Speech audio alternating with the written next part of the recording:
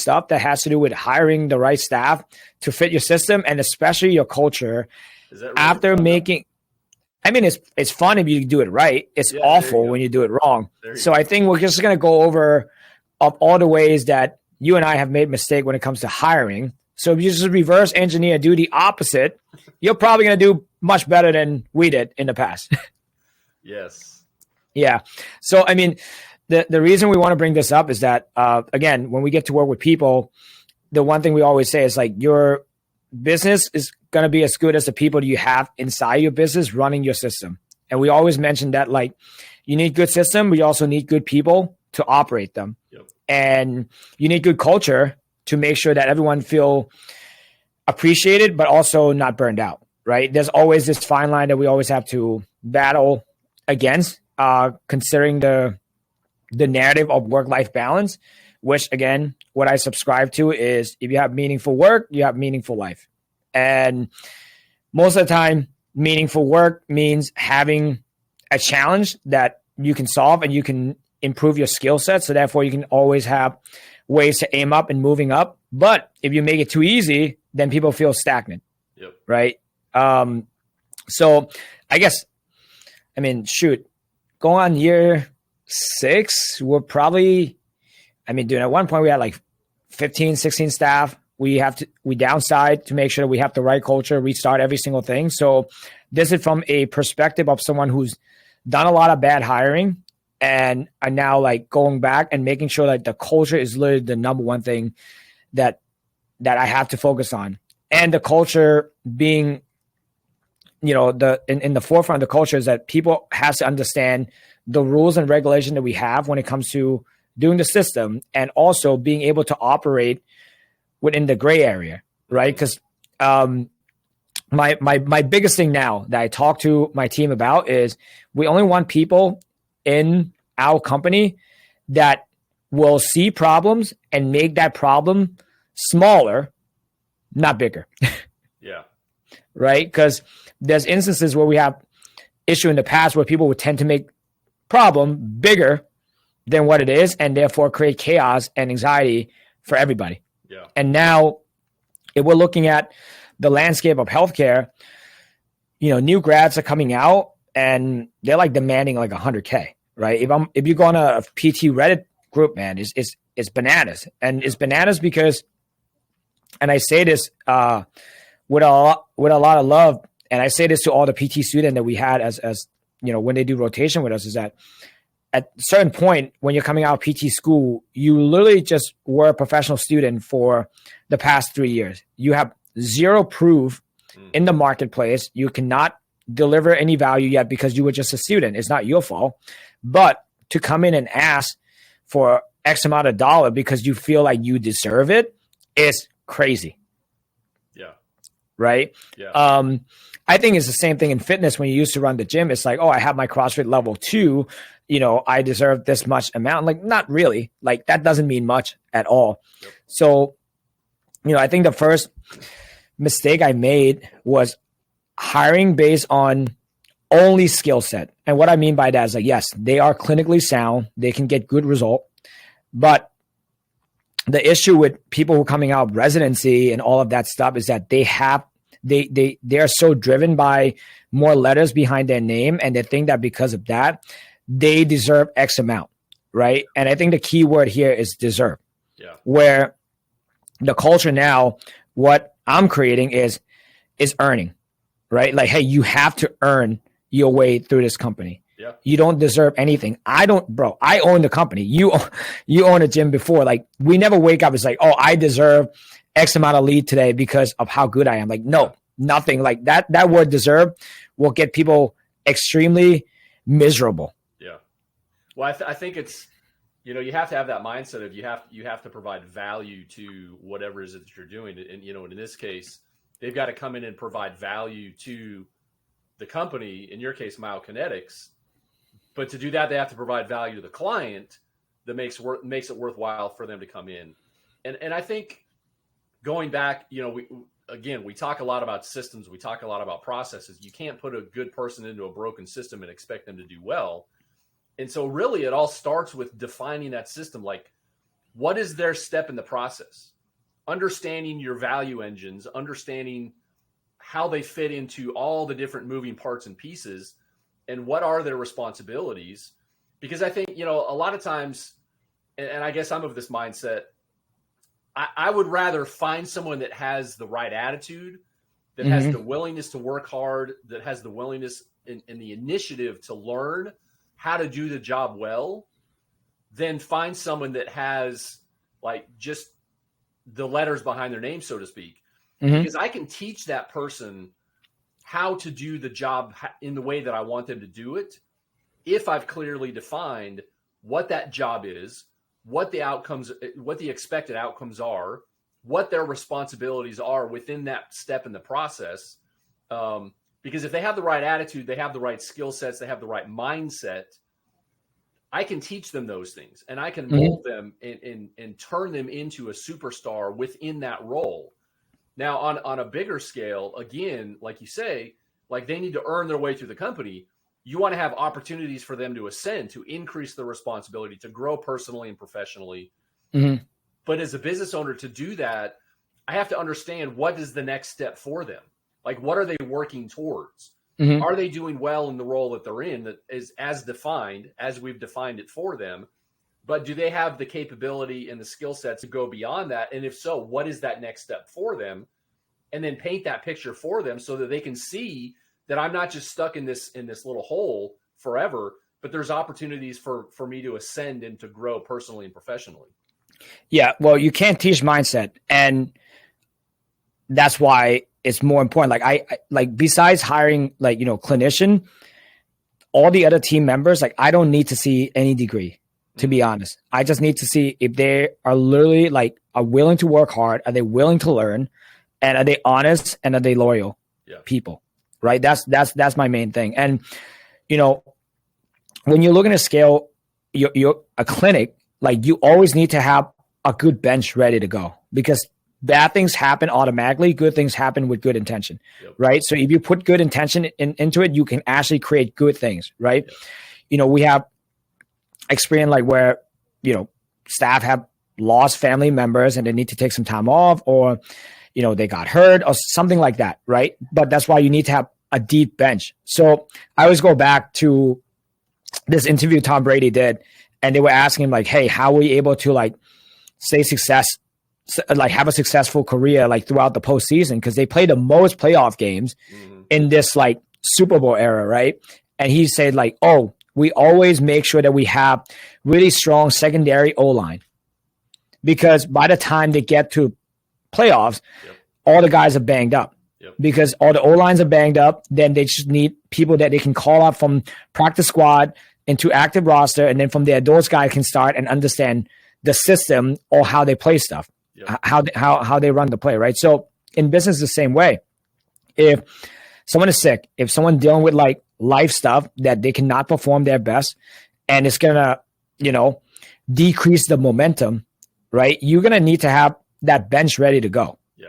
And the system we actually implement last year was we have a system where we only hire people who have done rotation with us, or they are starting with us on a trial basis under per diem.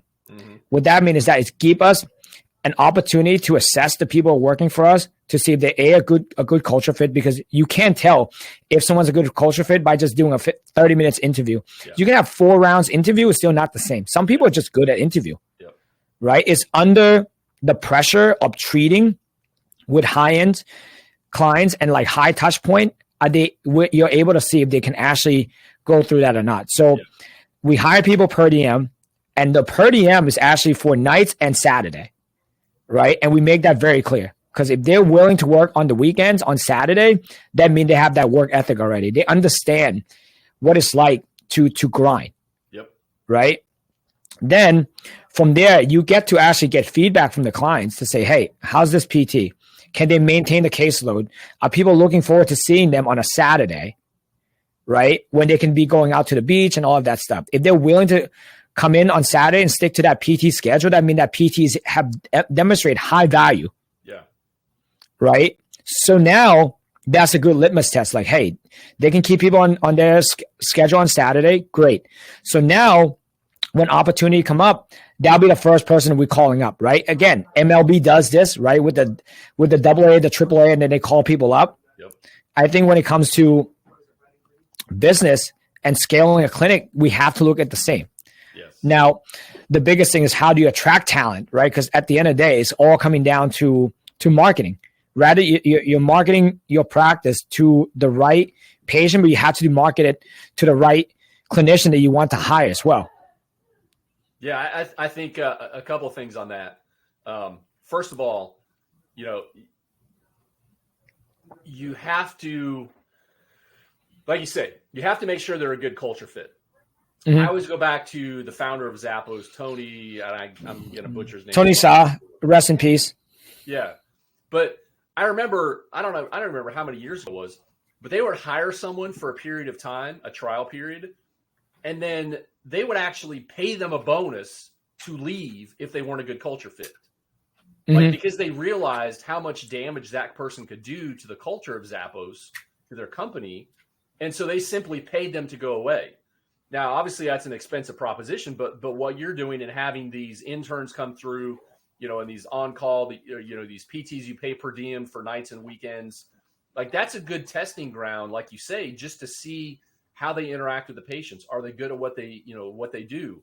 Are they creating positive results for patients? And so that's something that you need to have a good handle on, because that just doesn't happen overnight. Like you say, you can't find out what type of clinician someone is in a 30-minute interview.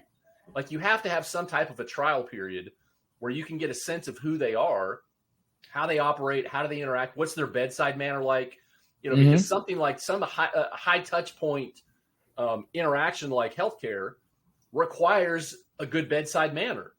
Even if you're dealing with high-end athletes that are used to hard coaching and they're used to, difficult situations, so to speak, like, you want them to have a positive experience. So you want them to come in, like, are they pushing the client in the right way?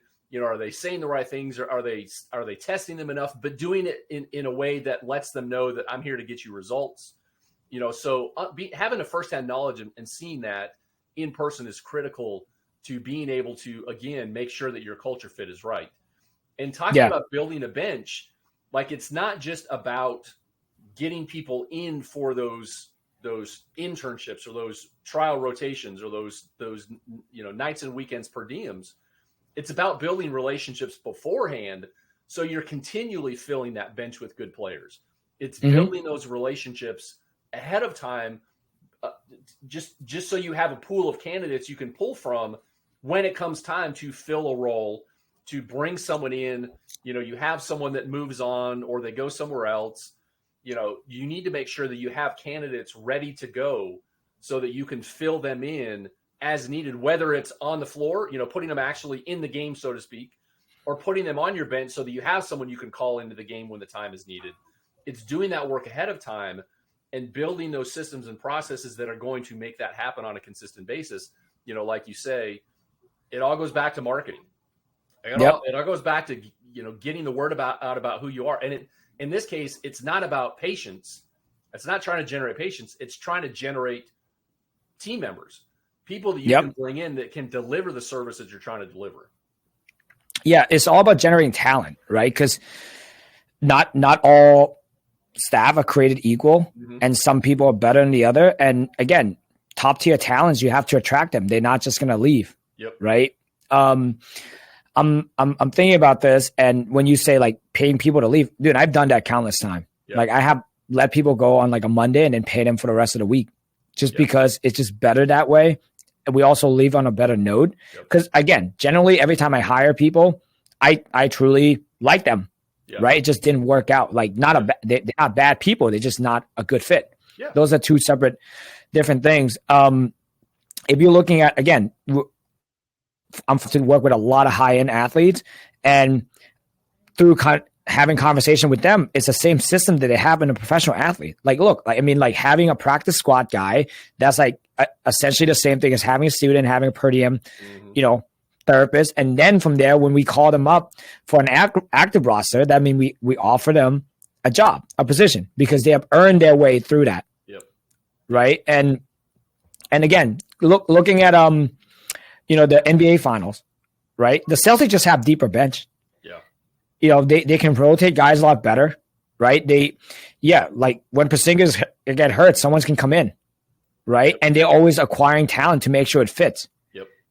To make sure that work. Where the Mavs, they couldn't do that. And the one thing I learned actually just watching this series is that Luka is such a talented player only on offense. So if you have a PT, that's really good. Been with you for a long time. They have a lot of, high trust with people, but if they're not willing to do all the other things that will help you grow the company, they're just as weak as Luka because Luka can't play defense. So all the Celtics did they just go squirt Luka when they have the ball because he's not in shape. He's not good when it comes to playing like defensively. Yep. So he is the greatest strength on that team, but he's also the greatest weakness. Yeah. And that can be hard because as a coach, as a business owner, you then have to plan around that hole.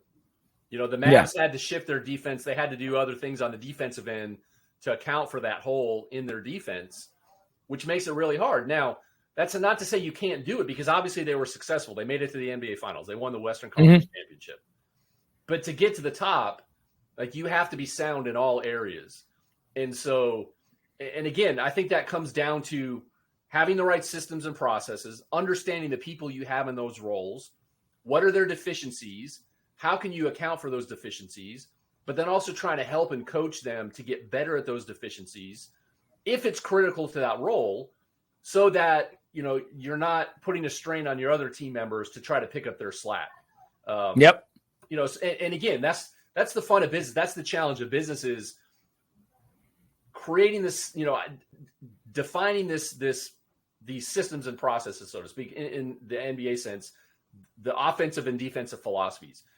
Jason Kidd has this offensive and defensive philosophy, but then he's got to kind of mold the process and the system around his players. But you know that they're working with Luka on trying to improve his defense and trying to help him become better at that because he's already a great player, but the really, really great players are good on both ends of the floor. And so, if you have a player that understands their deficiencies and they're willing to work on them, as a business owner, you can work with that. If they're just completely neglecting it, they're like, you know what, I don't even care about that part. Then you got to decide, is the benefits they bring worth the downside as well? Exactly. And dude, that's why, again, tactical standpoint, take on students so that way you can actually see how your onboarding process works and you learn how to work and communicate with raw talent, right? So we got better the more and more student we have. We know exactly who we're not going to hire because we also do an interview process before we take on these students, right? So from there, we approach the interview as like, okay, would we hire this individual, right? Because again, I treat my clinic just like how I would treat my house. I'm not going to let somebody coming into my house if I don't know who they are. Right? Then from that point, we interview them, we onboard them, then we get 10 to 12 weeks to see how good are they at learning, at solving problem. Can they, sometime, honestly, dude, we'll throw some wrenches in the schedule to see how they react. Right? Can they roll with the punches? Can they make problem that they have smaller and then just keep going? Or are they sweating bullets because they don't know how to figure it out? Yeah, I think that's critical, especially nowadays. I hate to say it, but like critical thinking and problem solving is in short supply in society today. And unfortunately, in a lot of students that come out of school because, so much, and not to get off on too much of a tangent, but so much of school is just memorization.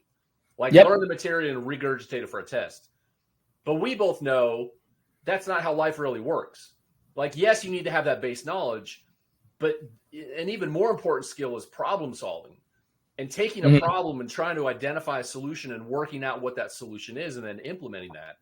And so I think that's great that you guys you're intentionally throwing problems at them to see how they respond early in the process, because as a business owner, you don't want in a lot of cases, you don't want to just plug someone in and you don't want a robot. To grow your business, you need people that see opportunities, see problems, have the initiative to then identify those solutions and try to implement those solutions. And so I think by throwing that process in, by throwing them a wrench in their process, so to speak, early on, you can identify, is this someone that's going to like freeze up and not know what to do? You know, they don't know how to respond. Or are they going to take the initiative to work through that problem, identify opportunities, identify the challenges, figure out what they need to do to solve it, and then take it from there? Because that is how you build a winning culture. That's how you build a winning team, is when you can identify those people that are good at solving those problems. Because again, at the end of the day, as the business owner, you don't want to be the one solving all the problems. Like you want to be leading the ship. You want to be guiding the vision. You want to be making sure that things are happening in the way that you want to push your vision forward. But to do that, you need people that have the initiative, that are able to recognize problems or opportunities and have the initiative and the wherewithal to work out those solutions, because then that's how you can take a week off and not worry about falling apart. And that's how you ascend people in place. And that's how you ascend from being a clinic manager to a true CEO. Yes. Another thing that we look for too is if they have a problem, can they take on that problem, and are they doing it where it's, oh, I'll handle this myself, rather than communicating and using the resources that we have. We also want to see, are they able to communicate with other people and say, hey, this just came in. Can you help me with this? Can you help me with that? Because now we're communicating, right? Because we want that all for one approach where all the team are coming together we work for one common goal, which is to grow the clinic, right? Yep. Because that's the whole point. And every time I get to talk to clinic owners in the same setting, like we have something unique. We work with ideal population, which is active people. We see one-on-one, right? Most clinic owners, and I used to do this too, where we fall to like, we have to cater to the people that want to work for us. It's almost like, hey, please come work for us. But no, like we actually have something so unique. We have to be very selective. Yes. And it's okay to be selective of who you let in. Yeah.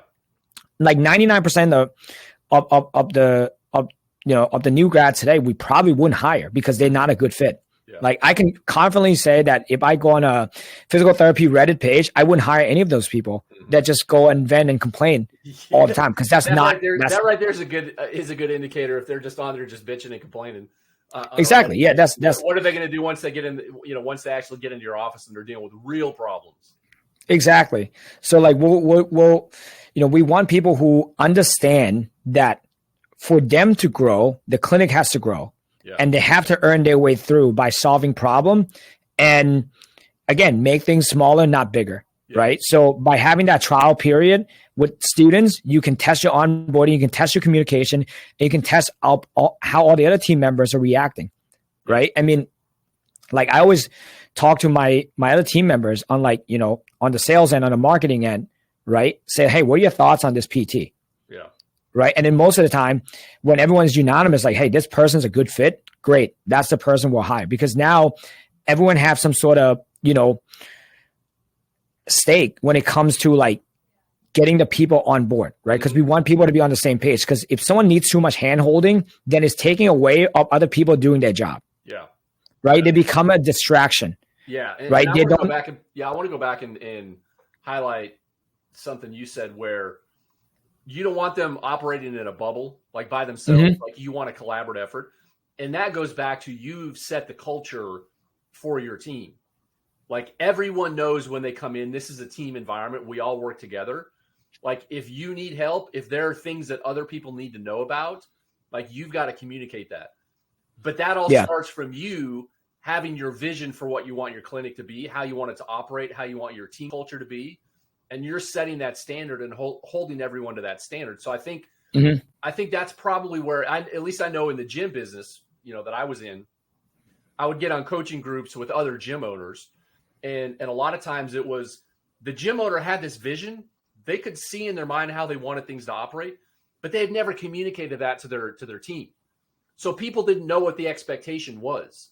And so you have to constantly articulate that vision of how you want your clinic to operate.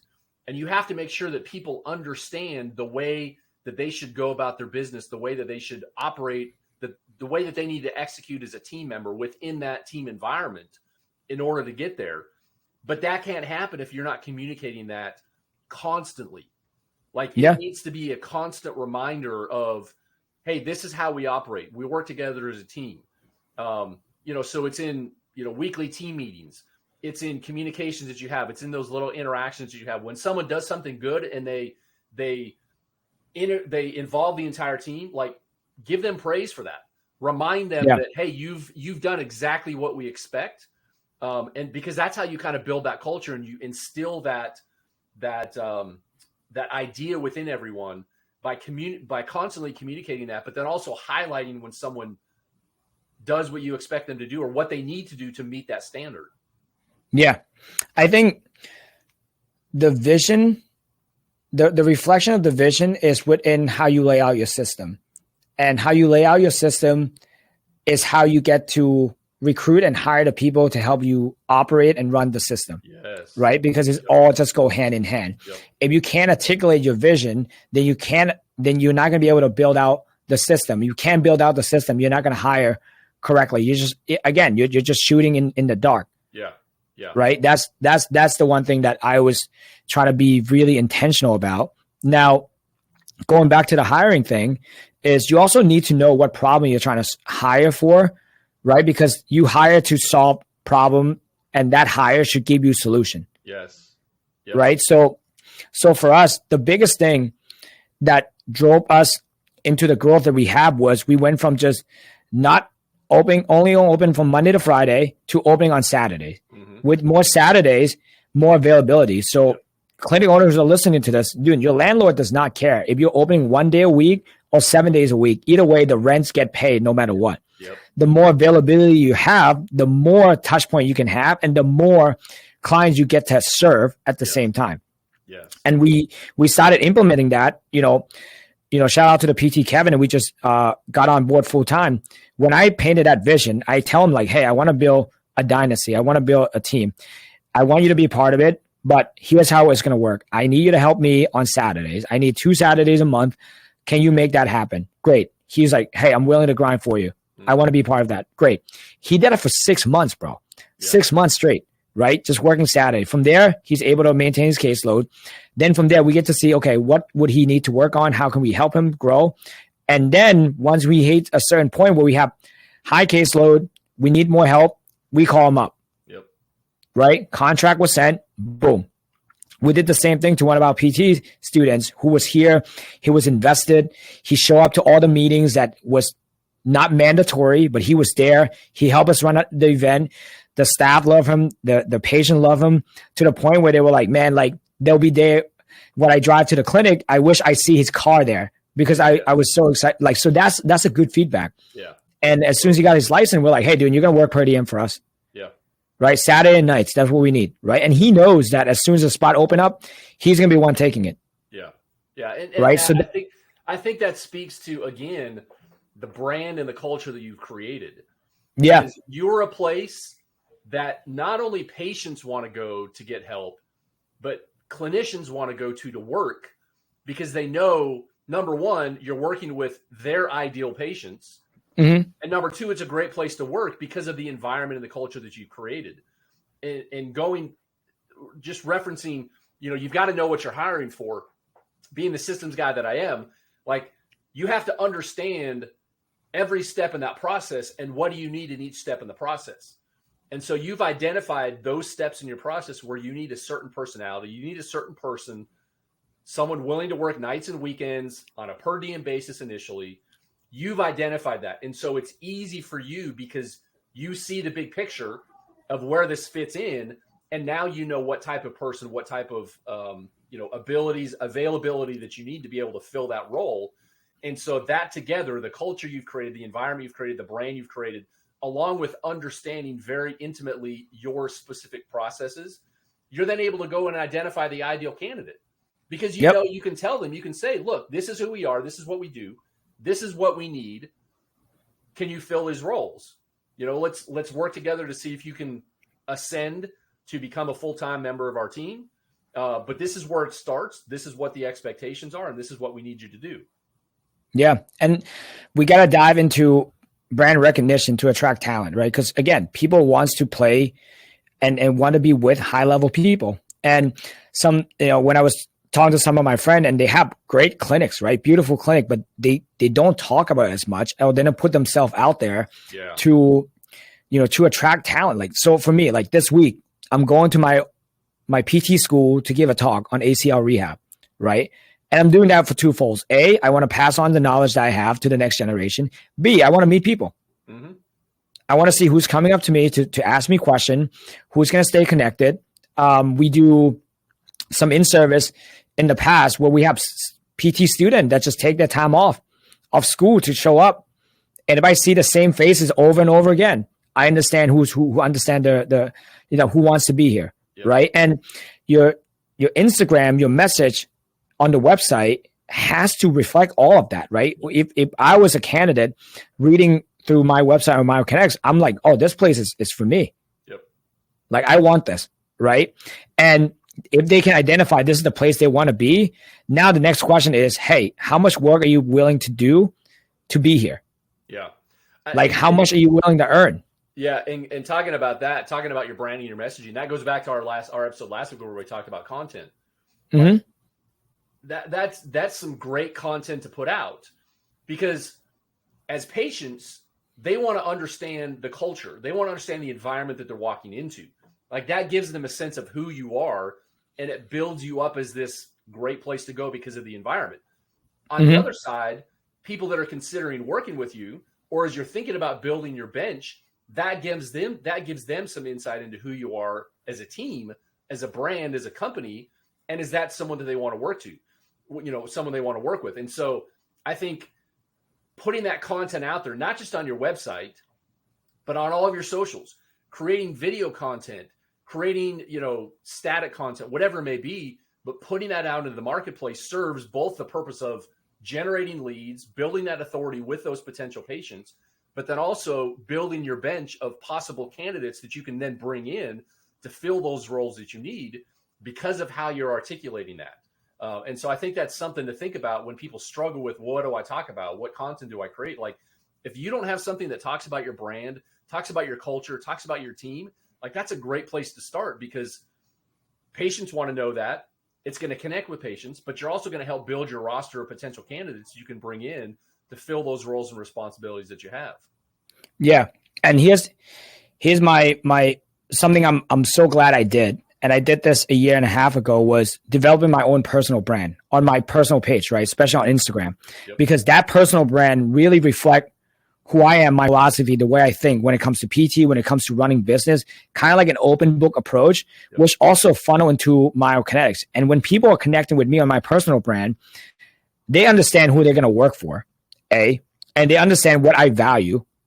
So if they're coming in and they know what I'm about, I'm most likely going to attract people who wants to be around this kind of environment. Yep. Right. So if you're a clinic owner and you used to do the same thing that I did, where I say, oh, I don't want my personal brand to overshadow my clinic brand. That was a naive way of thinking, because when I was on Russell Brunson Inner Circle, everyone's personal brand was so strong that it's actually funnel a lot of talents and clients into their clinic brand. Yes. Right? Because people want to be associated. Yeah. Again, people, not businesses. Yes. Yes, exactly. And if you're the founder, if you're the name behind the brand, behind the company,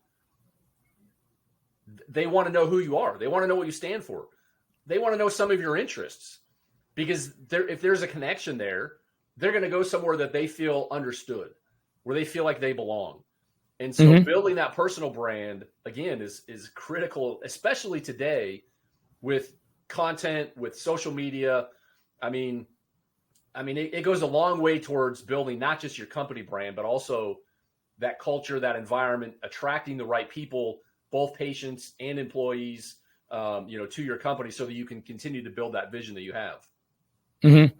Yeah. So having that strong personal brand and getting your message out, that's going to attract some really good talent, right?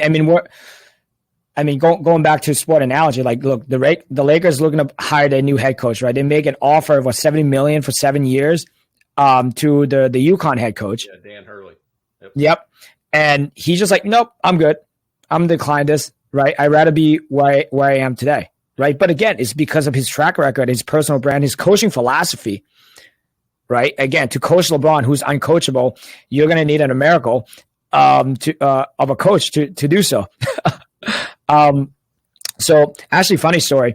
I had a PT student reaching out last year, and we were interviewing, we're talking, and I was like upfront. I was like, hey, listen, when you come in here, you're probably not gonna have your own caseload, man. Not until like your last three weeks or so. Yeah. Just because this is the kind of population we work with, it's a lot, and people paying a good amount of money to be here, so they want to get the best. So that's how it's gonna be. And he's like, well, I would like to have my own caseload as soon as possible. And, I would like to do this and that. I was like, hey, this is not a good place for you. Yeah. Not a good place for you, because that's not how we do things. Yep. And, we ended off where he's just like, yeah, all right, cool. I'll reach out to you in the future. When I can come in, maybe do a rotation. I was like, nope, this is it. That was your opportunity. Yeah. Yeah. And again, being selective. I think that's the key thing, dude. I look at my business as my household. I just can't let anyone walk in. Yeah. This is, what's the words? Squatter? Like, yeah. Like when people just go in and squat into your house and then they just don't leave. Yeah. Dude, that's real, especially when it comes to your clinic. Yeah. Like, and I think that case is a good example of first impressions are often right. Mm-hmm. And so if that was his initial reaction, maybe he might change his mind about, you're not going to get your own caseload initially. He may change his perspective on that, but the personality behind that perspective probably hasn't changed to the point to where he's really going to be a true team player. Mm-hmm. He's like, he's of the mindset thinking of himself and what he gets out of it as opposed to what he can bring. And that often comes out up front. And so kudos to you for having that process, having those requirements up front, because in that case, you were able to weed out that candidate who, had you made the mistake of bringing him on, could have ended up being a culture or a cancer to the culture and would have been a problem down the road. And so, again, it goes back to having a clear vision, having the systems and processes, understanding the specific roles that you're trying to fill, what those requirements are for those roles, and not just capabilities, not just the ability to do the job, but the right mindset and the right attitude. Yeah.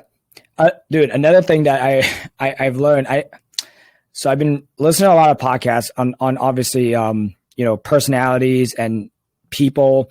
One of the best book I would highly recommend is Human Nature, Robert Greene.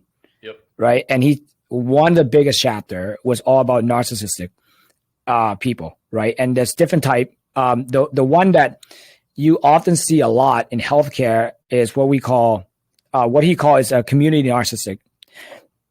What that means is that these are individuals who would disguise themselves as someone who's extremely overcaring for the patient and all that stuff, not because they want to see the patient better. It's because they tie their identity, their self-worth to the amount of people that they're able to cater to, right? So it's something that you see a lot in healthcare where, instances in the past where we have people would be like, oh, I'll do anything for my patient, this and that, right? So this is something that they would say, but when the action does not align, that's when you can tell if they're actually genuine or they're just looking to get a sense of self-worth by just saying these things, right? So if you have individuals that say, I'll do anything for my patient, I'll do this and that. I say, okay, well, your patient needs to come in on Saturday.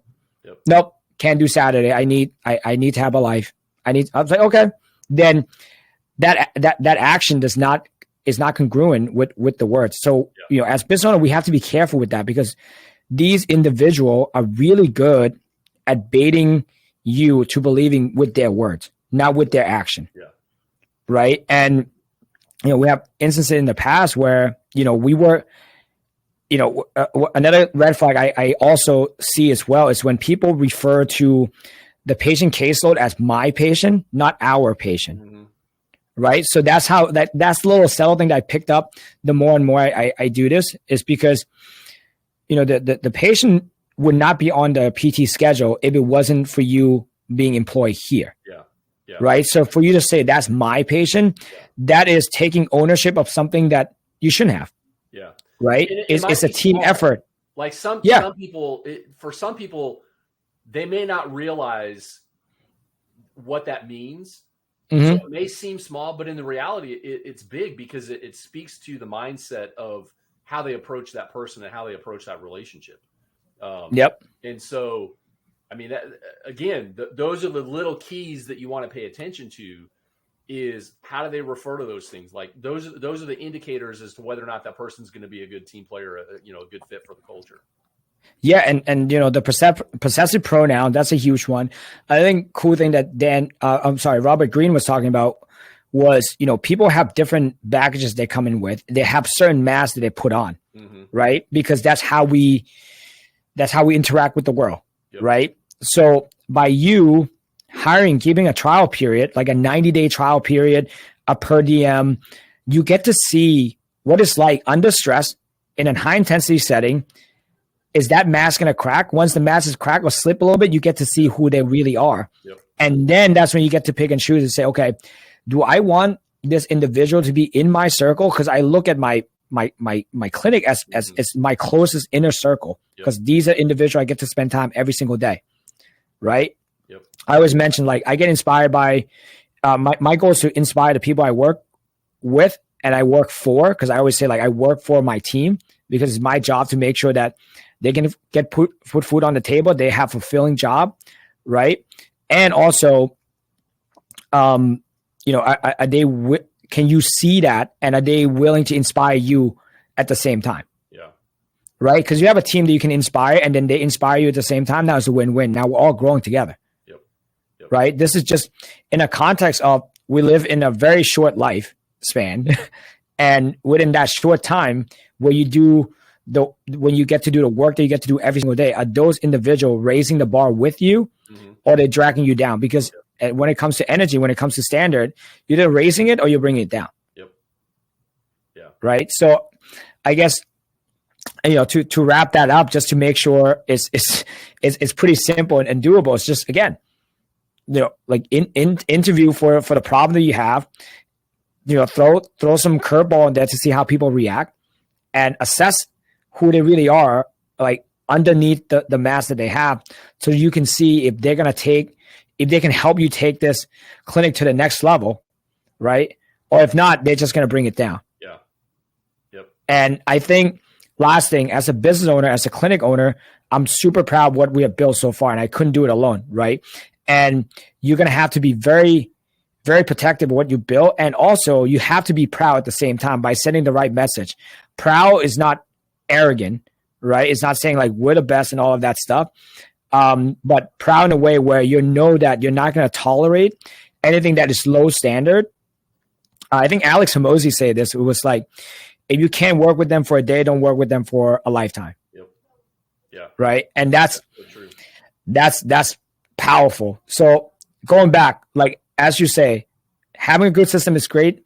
Having good system, good people, that is the key. Because at the end of the day, we are beholden by the people that we have to run our clinic. So that way we can step away and do the things that will take the clinic to the next level, right? So for me, being able to step away mean I get to go out, network with people, create more brand awareness. I'm always marketing. I'm always connecting, right? Because, if I want to make an impact on 1 million household, I can't just do it by just sitting here idly. I have to actively doing something. Yep. And part of that is also depending on making sure that people are taking care of what's going on inside the home base. Mm-hmm. Yeah. Yeah, those absolutely.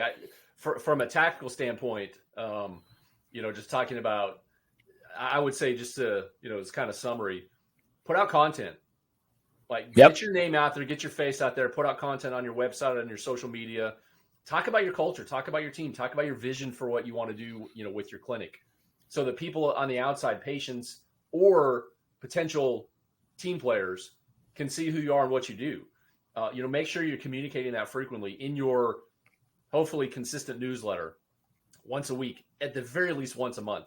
And I would even say, like, when people come onto your email newsletter list, Like find out if you know they're a clinician or if you know they're a PT, like send them a separate email. Like maybe once a month, send an email just to potential candidates that talks about the things that you do, that talks about your experiences in the clinic, because that's how you build that roster of potential candidates you can bring in and put on the bench. So it's not something that you can just. The goal is to be in a position where if something happens and you have to fill a role, you don't have to start from scratch. Like you're not having to scramble around, because then at that point you're anxious, you're worried, you've got, you're having to fill in and actually do the treatment. You don't have a team, you don't have a bench full of, players you can bring in that you can put into that role. So start now and start building that roster, start building that bench so that when you get in that position, you have the time, you have the knowledge, the requirements, like you have a very clear criteria of who and what you're looking for, and you can easily pull from that and plug them in. Because doing that, being in that position is so much more relaxing. It's so much more enjoyable than feeling the crunch and the pressure of having to go out and hurry and hire someone to fill a role. That's when a lot of mistakes are made. Yeah. And lastly, to close it out, I know people are listening to this. There's a couple people in their clinic that they probably need to let go, and they probably have a hard time, figure out logistically. Listen, you want to talk it through, man, book a call. I think that's what we can do to actually help. Yep. Yeah. Honestly, sometimes you just need someone to tell you, yes, that's the right move. Yes, you need to get rid of them. You already know it, but sometimes, again, when I had my gym, it was sometimes I just needed to hear someone else tell me that, yes, that's the right decision. And that's you, like Natty, like you say, book a call and we'll tell you that yes, that's the right thing to do. Or we'll help you figure out what the right solution is to make sure that it works out. Exactly. All right. Well, listen, great episode, man. Awesome, guys. Looking forward to chatting with you, soon. So, hey, until next week, we'll talk again.